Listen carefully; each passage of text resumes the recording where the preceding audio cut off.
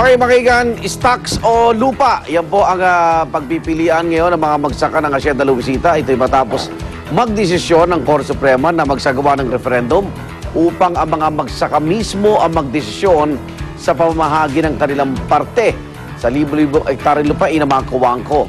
Sa ilalim po ng batas, kinikilalang karapatan ng mga magsaka na magmay-ari ng lupang kanilang sinasaka o magkaroon ng bahagi sa kinikita nito. Ang paraan ng pamamahagi ng lupain sa Hacienda Luisita ang ating pag-uusapan kasama ang ating UH Resident Analyst, Professor Winnie Monzon. Maring Winnie, good morning. Lupa o stock? Parang ilang beses yata tinatanong yung magsaka ng Luisita Pero pag ang gusto yata, piliin nyo na yung lupa para tapos ng issue. Gusto nila stocks o paano? Hindi. Ganito yan. Alam nyo, pag ang mga farmers, ang mga magsasaka, limang taon na, 6 na taon na walang trabaho, wala silang pera. Paano naman sila siyempre, tapos magbabotohan sila, hindi nila alam kung saan kukunin yung pera to last them. Hindi ba they are going to be very, very prone, very, very subjected to temptation na kukunin ko lang, bibigyan ako ng 20,000 pesos, tama na yan. Better na makuha ko ng 20,000 pesos ngayon kesa baka hindi ko pa makuha yung lupa ko. In other words, how many years have the farmers been waiting, mga kapuso? Good morning, mga kapuso. Kalimutan ko magsabi ng good morning. Ilang taon na nag-iintay ang farmers since 1968, kasi 10 years, dapat 1968 nabigay na sa kanila yan according to the conditions of the mga loans, etc. Imagine 68 ngayon, 42 years na. Siyempre, mahihirapan sila. Ayun nga ang problema. Alam niyo, mga kapuso, yung desisyon ng Supreme Court, binasa ko yan. Binasa ko yung desisyon, binasa ko yung dissenting opinions, etc. Kasi 6-4 Ang sinasabi nila, ang sinabi daw ng Korte Suprema, constitutional daw itong hindi yan ang sinabi ng Korte Suprema. Ang Korte Suprema, yung majority opinion, sinabi nila, we do not want to rule on the constitutionality kasi we can do other things. In other words, meron daw mga conditions before you rule on the constitutionality. Dalawa lang ang mga justice na nagsabi, hindi talagang unconstitutional na ito. Miski may conditions before the Supreme Court can rule on the constitutionality, napaka-importante itong subject na ito, itong topic, itong issue na ito, na kailangan sasabihin na natin antemano, unconstitutional yung stock distribution option na yan. Well, it's 6-4, and ang analysis ko dyan, mga kapuso, at best, itong Supreme Court decision na ito is bakla decision. Sorry, mga kaibigan kong mga bakla, is a bakla decision. It's neither here nor there. Okay. All right? Because it says, distribute the land. And then they say, but on the other hand, you must decide whether you want land distribution or not. Mga kapuso, hindi ba simple lang? Distribute the land first. Ngayon, yung mga farmers na may land, kung gusto nila sumama sa korporasyon, di bibigay nila. Pero kailangan unang-una, i-distribute ang land. Okay. Winchak. Okay. Ayun. Makasama natin. Worst, it's really... Makasama natin ang tagapagsalita na Hacienda Luisita. Sorry, babies. Incorporated Attorney Tony Ligon. Attorney Ligon, okay. Good morning. Magandang umaga, magandang umaga. Okay. Hi, Tony. Nasa issue yung konstitusyon Pero sa inyo, paano nyo binabasa yung desisyon ng Supreme Court? Well, nirespeto natin yung mga views na sinabi ni Professor Winnie. Alam naman natin, hinangaan natin yan. Maganda nga simulan to, medyo mainit kagad, May sinabi siyang term na bakla decision daw. Natatakot tuloy ako, baka may mag-rally sa Supreme Court ng mga gay community na dahil sa bakla decision. That's why I apologize to the baklas. Pero hindi naman siguro. Ang pagkatingin ko, gusto ko lang i-correct yung isa, Yung noong 1989, may mga trabaho yan at hindi naman nangangailangan talaga ng pera. Tinanong na sila doon sa ganung bagay. At ang naging desisyon, 93% na in favor na stocks. Kasi 1989? 1989. Pangulo si Tita Cory noon. Oo. Kasi nga nagkaroon ng comprehensive agrarian reform. Actually, in fairness, nasama lang iyang tubuhan or other agricultural land nung panahon ni Tita Cory. Nung titingnan natin kasaysayan ng land reform, magmula kay Magsaysay hanggang kay Pangulong Marcos, ang land reform, rice and corn lang. Sabi ni Cory, gawin natin comprehensive. Isama natin lahat. So, kaya napag-usapan natin ng Hacienda Luisita. Kaso, ang Kongreso gumawa ng batas, Republic Act 6657, Comprehensive Agrarian Reform Law, na nire-recognize yung collective ownership. At nasabi din doon sa desisyon na yon na constitutional yan. Tama si Professor Winnie, sinabi nila, we cannot rule dahil yung Kongreso, presumption natin, pag ginawa yung batas, they consider all the constitutionality and validity of the law. Pero sinabi rin ng Supreme Court na there must be presumption of regularity. And yung mga nagkukontra dito, Igans, sinabi nila they fail beyond reasonable doubt to prove the unconstitutionality. And it's too late in the day. After 18 years, saka mo i-question. Dapat nung 1989, sabi ng Korte Suprema yan, hindi tayo nagsasabi, kinu-question nyo na yung constitutionality, hindi yung after 18 years. Pangalawa, isa lang yung factor na sinabi ni Professor Winnie na we cannot rule. Sinabi lang ng Supreme Court yun on the issue na kasi ang gumawa nitong batas na ito, Kongreso, yung wisdom ng legislature cannot be decided by the Supreme Court. Yun ang sinabi nilang dahilan at nag-cite sila. At isang sasabihin ko, Di ba pwede yung nilang doctrine of i-explain yun? Hindi, isa pang sasabihin ko, Igan, yung medyo mabigat siguro itong paliwanag, pero may sinabi silang term yung doctrine of operative fact. At sinight nga nila yung isang kaso na na-decide din nila na ang involved yung former Solicitor General Frank Chavez, yung Chavez versus National Housing Authority, na pag may mga executive act ka na you want to declare unconstitutional, pero may mga epekto to na magiging, masyado nang magiging hindi maganda ang epekto, hindi mo basta ibabaliwala. You cannot erase those operative facts. Okay, ilang bang grupo dyan meron sa Hacienda Luisita? Anong grupo ang Na mga ibig sabihin? magsasaka? Ngayon, meron kaming tinatawag na legitimate farm workers at yung mga nasa ibang grupo. Yung ibang grupo, ibig sabihin... Pero nagsasaka rin doon.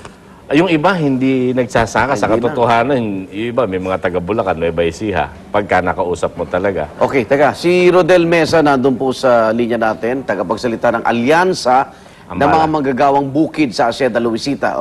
Kilala niyo Ambala, yun? Ambala, okay. Good morning po.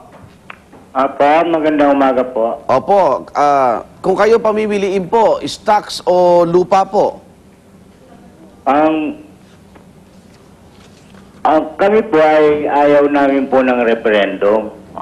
Alam naman po ng COA at ng Korte Opo. na ang panawagan namin ay lupa, hindi po referendum. Oo.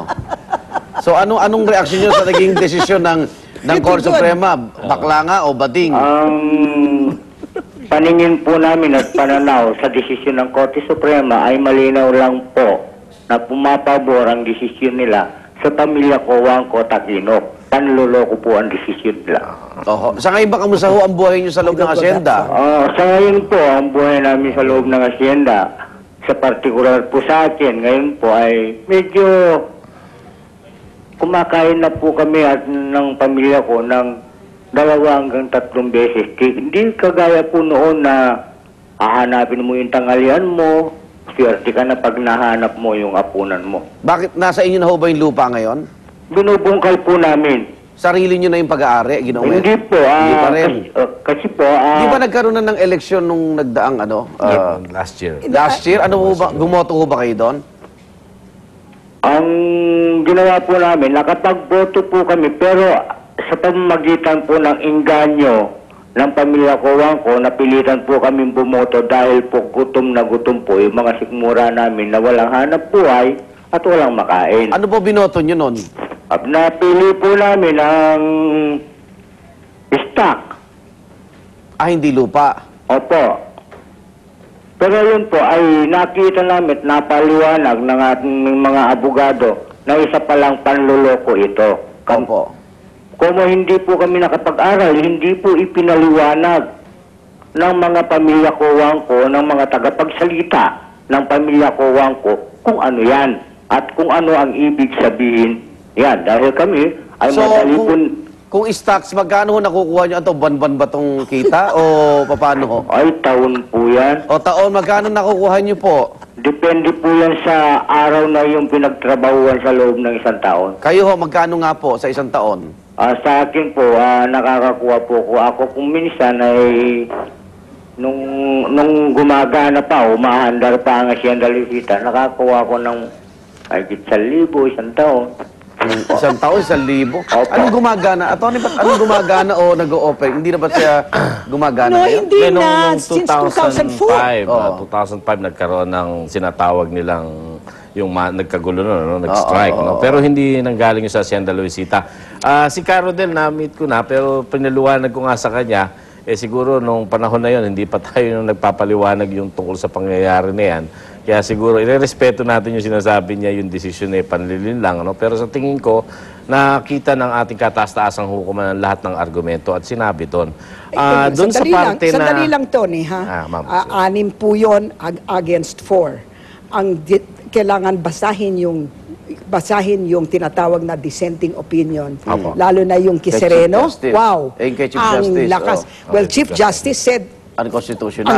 siya at saka si Mendoza. Talagang, ang sinabi niya land is for the landless. It's got to be, agrarian reform is for distribution.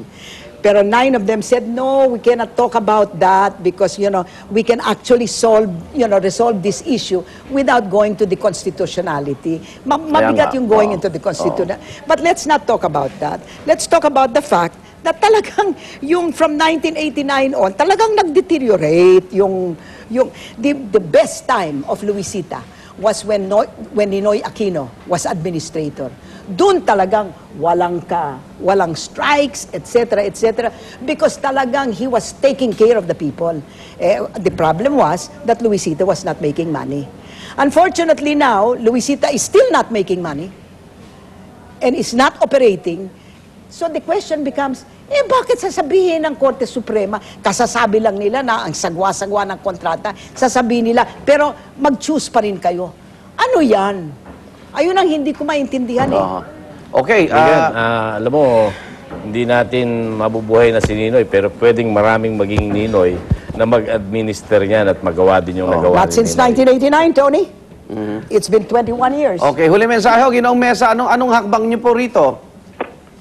Kami po, ang desisyon po ng Korte Suprema na magpa-referendum daw ay kami po ay hindi kami Hindi kayo magpa-participate, hindi kayo sasali. Kasi mali po, yun. ang Mali malinaw yun. po na panluloko yung ginagawa ng Korte Suprema. Paano naman ho kayo maririnig kung hindi... Wag naman kayong ganon. Parang basketball game yan Pag hindi na kayo lalaro, di Default. talo na kayo, antemano. Pwede ba?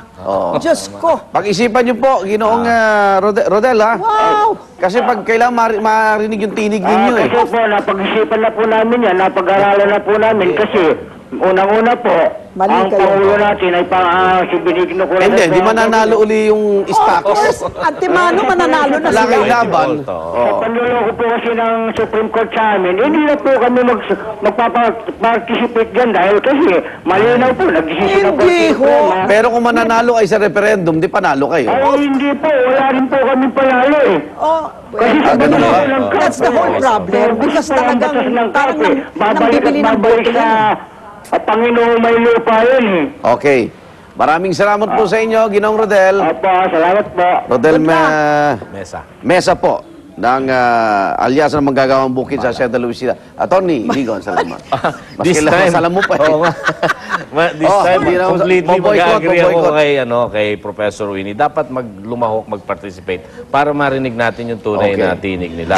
At isang pagtatama, yung sa, in fairness, pag binasa natin mabuti, walang ginamit na referendum ang Korte Suprema. Ang sinabi, yung 6,296, Okay. ibigyan sila ng option talaga na kumuha ng lupa. Maraming salamat po. Unang balita na po, mga igan. Andro si Rey,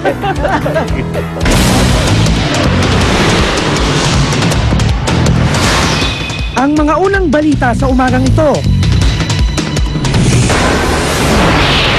Sumabog na water pipeline ng Maynilad sa Quezon Avenue na aksidenteng tinamaan ng backhoe na kumpuni na.